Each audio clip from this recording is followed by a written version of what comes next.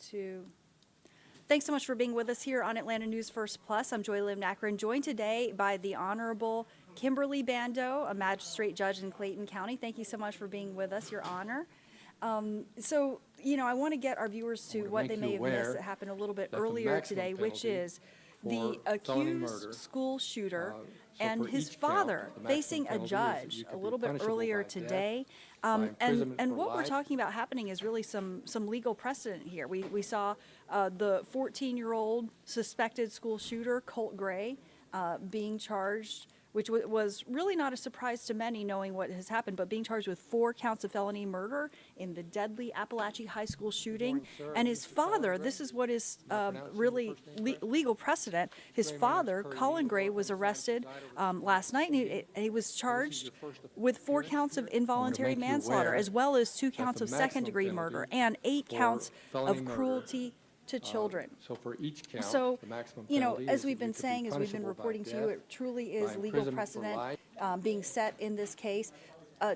Judge Kimberly Bandoh, this is only the second time in American history, the first time in Georgia history, that we have seen a parent charged for the alleged crimes of his or her child when it comes to a mass shooting. How significant is this? No, it's huge because this is the first time in Georgia, and it kind of sets this tone that if your child commits a crime, the parents, you will be held responsible for their actions. So it's like a whole nother level of accountability for sure.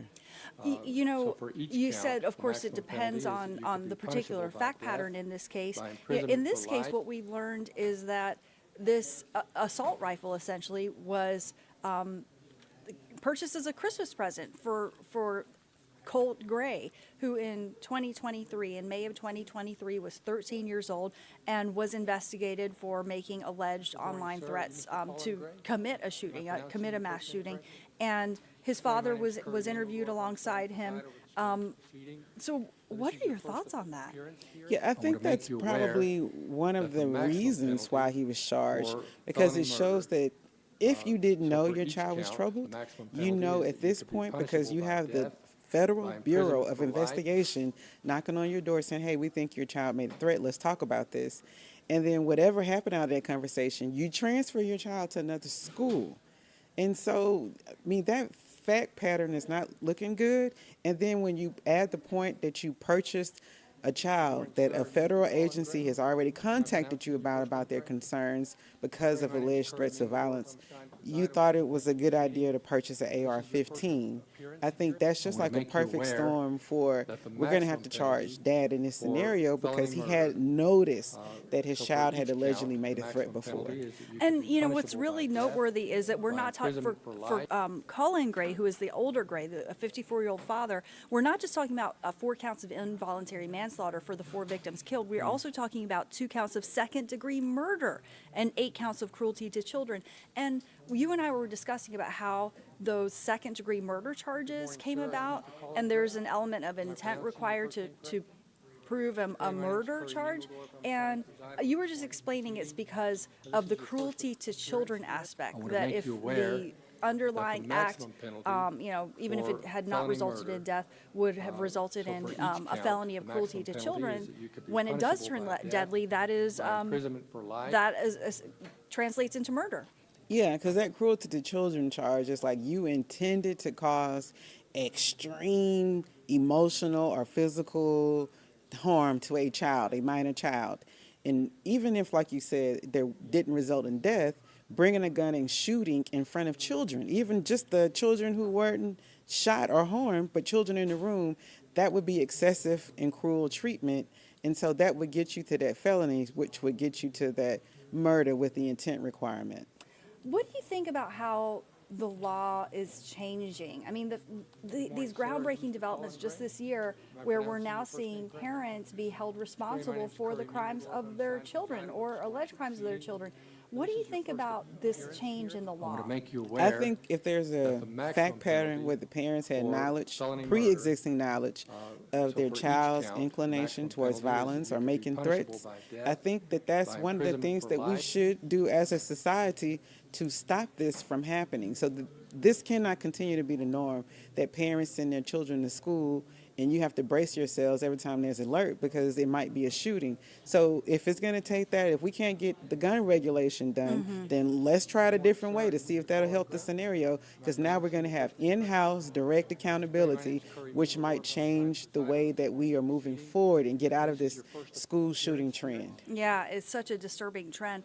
And we know that we are expecting more charges against 14-year-old. I mean, the DA for Barrow County said point blank, there are more charges pending against, and his name, Barrow County DA Brad Smith said point blank, there will be more charges against Colt Gray, who is the 14-year-old son. And that is because if you look at the charges, he was only charged, he was charged for four deaths, but he wasn't charged in what happened to the surviving victims, and they're tracking what's happening to those victims. You know, how serious are the injuries going to be, and hopefully they do survive the injuries. So at this point, the 14-year-old is only charged with 4 counts of felony murder, and we are anticipating that more charges will come. The DA also said it's possible that more charges would come against the father. If they do come, what charges can we anticipate against the father? Anything from aggravated assault, aggravated battery, depending on the nature of the injuries of the surviving victims. They would be charged with that for, like, if they're, if they're disfigured in any some sort of way. And even the children that heard gunshots, you could charge him with those counts for anybody who was within that span, and that would be cruelty to children. Really? Because they heard it. They heard the screams. They heard the bullets. And so it doesn't have to be physical. So, I mean, potentially, like, this could be a lot of charges that could pile up. They could be charged. Right, yeah. He could be charged with cruelty to children for those? For just the children that heard it are wow. solid. Yeah, Wow. the whole classroom. Wow, that's incredible. You said it was noteworthy that the lawyers did not ask for bond at this time. Yeah, go ahead. No, I thought that was a smart decision. If I was a defense attorney, there was no way I was going to ask for a bond. The entire country was watching, and there was no way that they were going to get a bond at this point. It gives them time to develop their case, to investigate, and so when they do request a bond, they'll be fully ready and have witnesses and whatever type of mitigation to show why their client would be a candidate for bond, because he did not actually commit the acts, although the charges are like more of a party to a crime type of scenario. Yeah, I gotcha. Now, the maximum penalty is The you could father be looked pretty punishable by shocked. death, I mean, by imprisonment for life. I would imagine shocked that with everything that has happened since Wednesday morning, but it's. Or was he? Was he shocked? Or was that genuine response? It's hard to say. Yeah, and that's how I no. I know the act that he was going for was shocked, but I don't know if I actually believe it, because you knew that your son had this inclination. He may be shocked that he got charged. I'll give you that. So I want to ask you about that. I mean, First appearance here? it's the first time in Georgia history that a father's been charged for something like this. Yeah. I mean, is this really trying to send a message to the community that Barrow County prosecutors have decided to go forward with charges against the father? I mean, is this now the new norm? I absolutely think that's what the Barrow County District Attorney message is that there would be full accountability, and not on the watch of Barrow County will this happen. And if it does, it's going to be 100% accountability for anyone that's responsible. And I think that's the message that you get by seeing, like, immediately thereafter, dad is charged. Not after weeks of investigation, but like the next day. Well, and we talk about how the son is going to be tried as an adult, and he's 14 years old. And, in the eyes of the law, typically a 14-year-old is viewed as, as a minor with diminished capacity, diminished mental capacity, and a diminished ability to decipher right from wrong. But we understand that under Georgia statute, there are certain crimes, murder being one of them, that can automatically lead to trial as an adult. Do you think that this new policy change that we're seeing is kind of meant to address that? I think to a certain extent that yes, but I also think that any good attorney is going to try to get some type of mental health evaluation to show that he was diminished and that he shouldn't be held accountable for his actions. Now, how that plays out, we'll see. But no, I definitely think that so even if you transfer the case and try him as an adult, I'm almost 1,000. I cannot imagine a scenario where their lawyers are not going to try to insert that there's some type of mental deficiency as to why he shouldn't be held responsible for his actions. And in terms of what this is going to, I guess, what effects this could have on society at large. I mean, does it seem that the goal is really to encourage parents overall? I mean, because when we look at crime and punishment, we look at the criminal justice system, right. There are a couple of goals of the criminal justice system. One of them, of course, is punitive. One of them, of course, is to bring justice to the families. But another is essentially to be a deterrent, so that there are repercussions for actions, so that people realize, if you don't do certain things, or if you do certain things, there are consequences under the law. Do you think that that's partly why we're seeing this shift in terms of, how these cases are handled, with holding parents accountable here?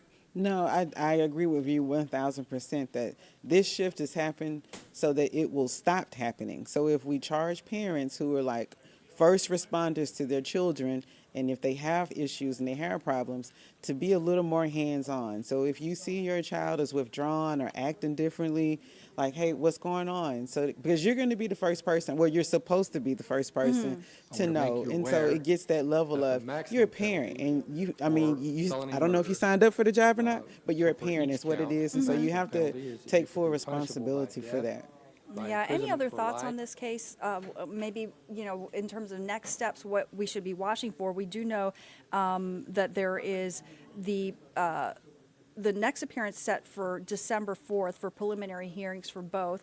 And we do know that the grand jury meets again in October, when we could potentially see indictments. I mentioned other charges to be anticipated against the son and possibly even the father.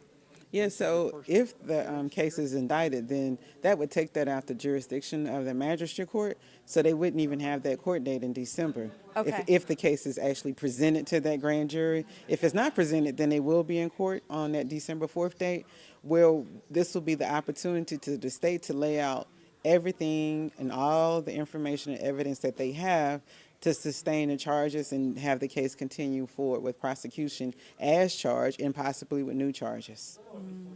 Any other thoughts? Yeah, so this is going to be interesting, since this is Georgia's first time charging a parent. And so I'm interested to see how this is going to play itself out. Yeah, absolutely. In terms of a trial date, when do you think we could actually see a trial? I don't think it probably won't be till late fall next year. Okay. Just because of the fact that this preliminary hearing date is not to December. Yeah. It seems to indicate that this may be a smaller county where the judges travel from county to county. Yeah. And so because of that, I don't think we'll see anything until maybe the fall. Yeah, that makes sense. And thank you so much, Judge Kimberly Bandoh, for joining us with your expertise and analysis.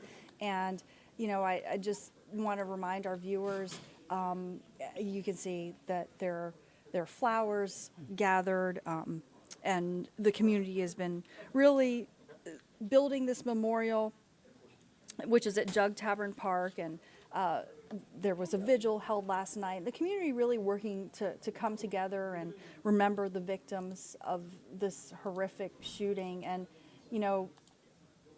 as we think about the victims, I just want you to know we're going to continue our coverage here on Atlanta News First and Atlanta News First Plus. Here are the victims: 14-year-olds Christian Angulo, 14-year-old Mason Schermerhorn, along with Christina Arimi and Richard Aspinwall, who were both teachers at Apalachee High School. We have much more on AtlantaNewsFirst.com. Also on our free mobile news app, if you haven't yet done so. If you download that, you can get updates sent right to your phone. And thank you all for joining us.